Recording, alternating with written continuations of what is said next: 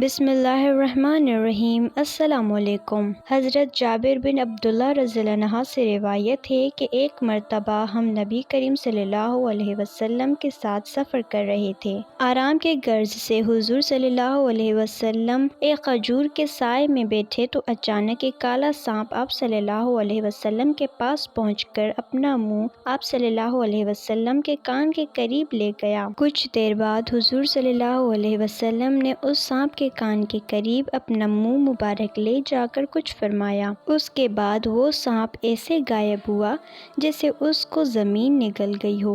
ہم نے عرض کیا، یا رسول اللہ صلی اللہ علیہ وسلم، ہم اس سانپ کو آپ صلی اللہ علیہ وسلم کے قریب دیکھ کر ڈر گئے تھے۔ آپ صلی اللہ علیہ وسلم نے فرمایا کہ وہ جانور نہیں بلکہ جن تھا، فلاں سورت کی چند آیات بھول گیا تھا، انہی آیات کی تحقیق کے لیے جنات نے اسے بھیجا تھا، تم لوگ موجود تھے اس لیے وہ سانپ کی شکل میں آیا۔